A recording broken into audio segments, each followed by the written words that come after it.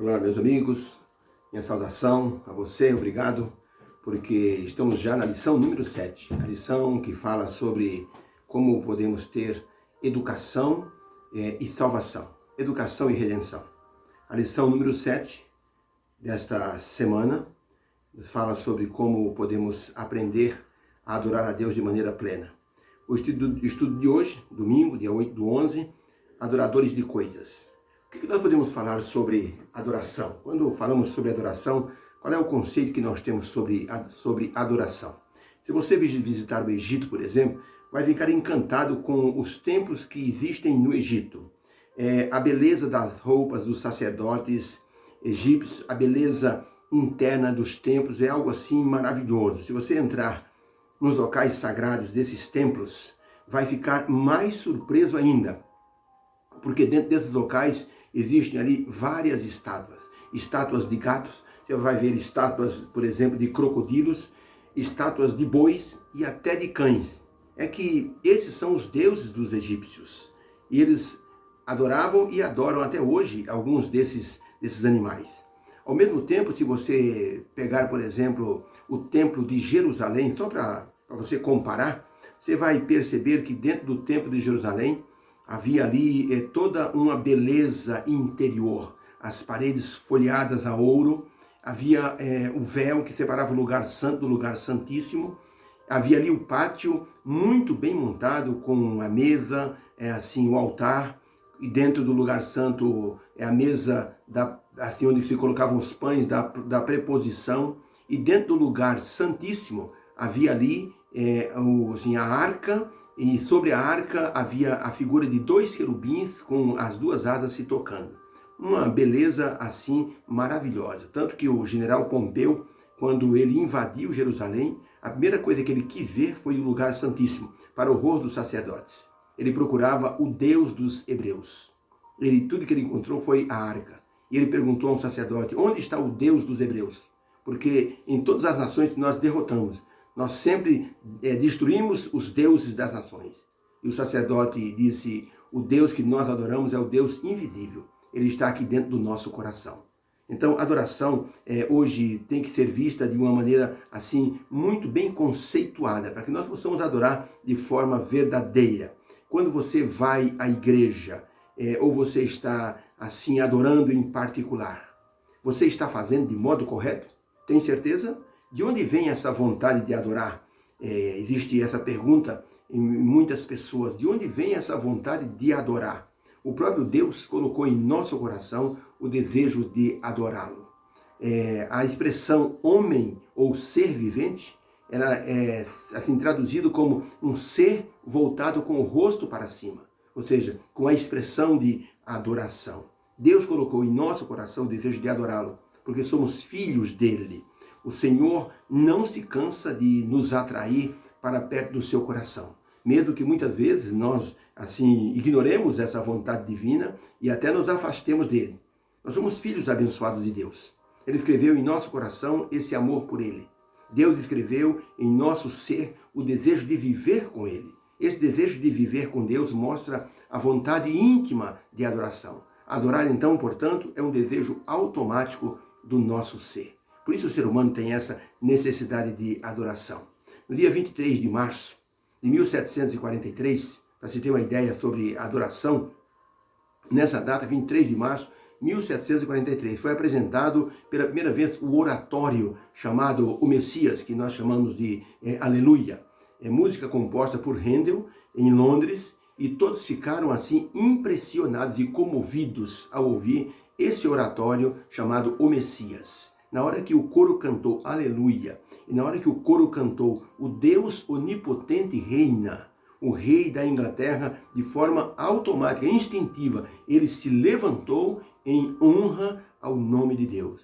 Todos que estavam presentes viram esta cena e também se levantaram, assim, para homenagear o Rei dos Reis. E até hoje, então, esse é o costume. Quando um coral canta o oratório O Messias, onde existe a parte Aleluia, Aleluia, Aleluia, o Deus Onipotente reina, todas as pessoas, sem constrangimento, se levantam em honra e adoração a Deus. Isso mostra como o ser humano tem uma vontade automática de adoração.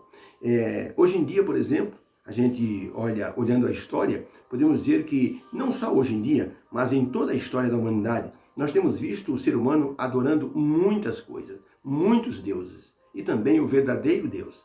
Lembra-se de Paulo, quando estava em Atenas, que passou ali por um lugar chamado Areópago, e ele viu então ali muitos altares a deuses diversos que os gregos adoravam, e um altar ao Deus desconhecido. E Paulo disse, esse Deus desconhecido que vocês adoram, que vocês veneram, é o Deus do céu, o Criador do céu e da terra. Podemos então perguntar, por que o ser humano é assim? Por que o ser humano tem essa necessidade de adoração? Meu pai me contava que no Rio de Janeiro havia um amigo dele que toda noite acendia 2 velas. Uma era para Deus e outra era para o diabo. E o meu pai perguntou para esse cidadão, por que o senhor acende 2 velas? Ele diz, é que eu estou assim simpatizando com os dois lados. Eu acendo uma vela para Deus e acendo também para o diabo. Porque se um não me quiser, o outro não vai me rejeitar. Eu estou em amizade com os dois. E dessa forma, esse cidadão imaginava que ele poderia então estar agradando os dois lados. Ele dizia, se Deus não me quiser, o diabo não rejeita. É lógico que Deus não rejeita ninguém. Deus está sempre pronto a nos receber. A pergunta continua, por que o ser humano tem essa necessidade de adoração? Na Bíblia, nós podemos encontrar a resposta para essa pergunta. Podemos ver que quando assim, o ser humano ele foi colocado nessa terra, um ser veio solicitar adoração. E então, por isso, nós podemos dizer que antes do ser humano cair, lá no céu, Lúcifer, que era o querubim cobridor, um anjo assim de extrema grandeza, que estava ao lado do trono de Deus. Este anjo, ele na verdade almejou a adoração. Ao invés de adorar a Deus, ele começou a ter ideias de ele ser adorado. Serei semelhante ao Altíssimo, subirei acima das mais altas nuvens, estabelecerei o meu trono. Ou seja, Lúcifer, ele teve a ideia de ser adorado ao invés de ser um adorador. No Jardim do Éden, Lúcifer envolveu Adão e Eva numa trama, que por trás dessa trama estava justamente o tema da adoração. E ele conseguiu. O drama de Jó também foi movido pelo diabo contra ele por causa da adoração que Jó fazia a Deus. O diabo disse para Deus, está vendo o teu servo Jó? Ele só serve o Senhor porque o Senhor o abençoa. E Deus disse, não, Jó, ele é fiel, ele é um adorador fiel. Tanto que Jó fazia sacrifícios por seus filhos, para que Deus pudesse então perdoá-los se eles porventura tivessem assim feito algum tipo de menção ou soltasse alguma palavra que desonrasse a Deus. Jó era um grandioso adorador. Jesus, por exemplo, foi pressionado a adorar o diabo no deserto durante as 4 tentações. Tudo isso te darei se prostrado me adorares. Em uma das tentações, no grande conflito, mostrado de forma mais clara no Apocalipse, o tema central é a adoração a Deus ou ao diabo, representado por bestas. Fiquemos, pois, atentos, porque essa situação da adoração, ela é corrente, ela vai até o final dos tempos. E nós temos que ter certeza que estamos adorando de maneira genuína, sincera, o nosso grandioso Deus. Por isso, dentro do grande conflito, nós não somos neutros, não podemos ficar neutros. Quer ver um exemplo? Pergunta número 1. Como o assunto da adoração pode ser visto ou pode ser vista na experiência dos 3 jovens hebreus em Babilônia? E que importância tem isso para nós hoje? Lembra-se dos 3, Sadraque, Mesaque e Abednego? Aqui está o texto, Daniel 3, verso 1 a 18. O rei Nabucodonosor levantou uma estátua de ouro, levantou no campo de Dura, na província de Babilônia. Mandou ajuntar os sátrapas, os prefeitos, os governadores, os conselheiros, os tesoureiros, os juízes, os magistrados e todos os oficiais da província para que viessem à dedicação da estátua. Chamou a liderança do seu governo e o pregoeiro exclamou em alta voz, dizendo, ordena-se a vós, ó povos, nações e gente de todas as línguas. Logo que ouvirdes o som da trombeta, da flauta, da harpa, do cítaro, do saltério, da gaita de foles, de toda sorte de música, prostrar-vos-eis e adorarei a imagem de ouro que o rei Nabucodonosor tem levantado. E qualquer que não se prostrar e não a adorar, será na mesma hora lançado dentro de uma fornalha de fogo ardente. Verso 12, Sadraque, Mesaque e Abednego, porém não se curvaram diante da estátua do rei. Então Nabucodonosor, na sua fúria, mandou chamar Sadraque, Mesaque e Abednego e disse-lhes: é verdade, ó Sadraque, Mesaque e Abednego, que vós não servis a meus deuses, nem adorais a estátua de ouro que levantei? Responderam Sadraque, Mesaque e Abednego e disseram ao rei: ó Nabucodonosor, não necessitamos de te responder sobre esse negócio. Olha a afirmação desses três homens. Não necessitamos de te responder sobre esse negócio. O Senhor sabe a quem nós adoramos. Verso 18. Fique sabendo, ó rei, que não serviremos a teus deuses, nem adoraremos a estátua de ouro que levantaste. Ousadia, que é assim de forma plena, porque tinham certeza a quem eles adoravam, mesmo sendo escravos, mas mesmo sendo assim da elite, eles tinham um conceito de adoração a Deus de forma profunda e íntima. Fica sabendo, ó rei, que nós não adoraremos a tua estátua. E havia a sentença, que se não houvesse adoração, seriam lançados na fornalha de fogo ardente. Então, para a pergunta, o que nós aprendemos com a história dos três jovens? Os três jovens mostraram que amar a Deus significa adorá-lo sobre tudo. Eles foram fiéis e receberam livramento especial para nos mostrar que vale a pena adorar o Deus Criador, pois só Ele é digno de adoração. Louvado então seja o nosso Deus. Que experiência marcante. O drama dos três jovens diante do rei mostra que a intolerância pode ocorrer em qualquer tempo e em qualquer lugar. Não existe preferência para ninguém. Os três jovens eram tidos como sábios da Babilônia, mas na hora da adoração o rei não quis nem saber disso e os lançou na fornalha de fogo.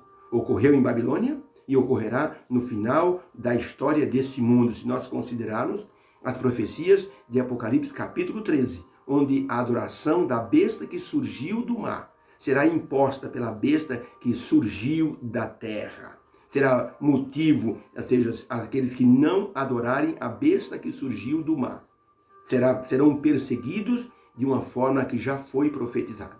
Então fiquemos atentos. A adoração será o grande tema do encerramento da história desse mundo. Ellen White escreveu no livro Testemunho para Ministros e Obreiros Evangélicos, na página 435, ela escreveu o seguinte: não há maior infortúnio do que se tornar adorador de um Deus falso. Nenhum homem está em trevas mais miseráveis do que aquele que perde o seu caminho para o céu. Isso arrepia, hein? Olha, não há maior infortúnio do que se tornar adorador de um Deus falso. Três crentes conversavam. Estavam tristes. Um deles disse: eu não sei o que vou fazer. Perdi meu chão, porque minha esposa, minha filhinha morreram num acidente. Eu não sei o que eu vou fazer.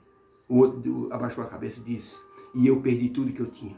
Me envolvi em alguns negócios que não eram muito lícitos e acabei perdendo todo o meu patrimônio. Eu estou na bancarrota, estou na miséria.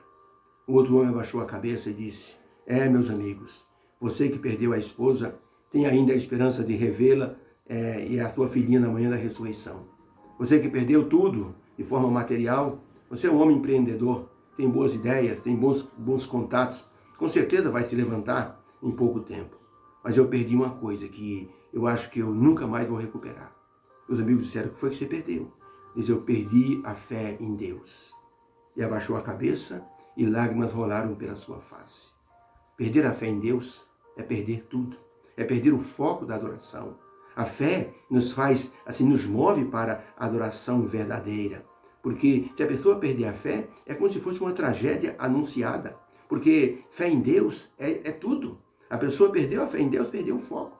Nem a igreja a pessoa quer mais, porque vai fazer o que na igreja se perdeu a fé em Deus? A pessoa é envolvida com a dúvida, a pessoa é envolvida com a incerteza, a pessoa é envolvida com a falta de esperança. Tudo porque perdeu a fé. O apóstolo Paulo recomendou, no meio da sua prisão, no meio do seu combate, ele disse o seguinte, que devemos guardar nossa fé. Se suas palavras finais foram: combati o bom combate, acabei a carreira e guardei a fé. Essa fé do apóstolo Paulo, que ele disse: guardei a fé, essa fé garantia para ele uma adoração plena a Deus, mesmo tendo a morte como um futuro humano nesta vida. Paulo dizia: guardei a fé. A adoração ao Deus verdadeiro dava-lhe a certeza da vitória ao dizer: desde agora a coroa da justiça me está guardada. Por isso Paulo dizia: guardei a fé. A fé realmente é um elemento essencial para que nós possamos adorar a Deus. Por isso podemos dizer: louvado seja Deus por essa certeza daqueles que têm fé em Deus e que também poderão receber a coroa da justiça que será dada pelo Senhor nosso Deus. O apóstolo Paulo dizia: guardei a fé. Conselho para nós nesta lição: guarde a sua fé. Não importa o que você passe, guarde a sua fé. É muito importante, porque é a fé que vai te mover para a verdadeira adoração. Sabe que as pessoas adoram muitas coisas. Sabe por quê? Porque tem fé nessas coisas. São santinhos, são um crucifixo pendurado no pescoço, são coisas que colocam atrás da porta, são plantas que as pessoas colocam dentro de casa para tirar mal olhado, para tirar inveja, são coisas que as pessoas carregam, patuás que as pessoas carregam dentro da carteira para que o dinheiro venha, fé que as pessoas têm em muitas coisas. Isso é adoração. Então, quando nós olhamos para a fé que possuímos num Deus grandioso e poderoso, isso nos leva a adorá-lo de maneira plena. Por isso, nesta lição de domingo, adoração de coisas, nós devemos pensar: eu não adoro coisas, ou determinar: eu adoro o Deus verdadeiro. Por isso, fique com Deus e que possamos adorá-lo na beleza da sua santidade, da sua bondade, do seu amor. Que o Senhor te abençoe. Amém.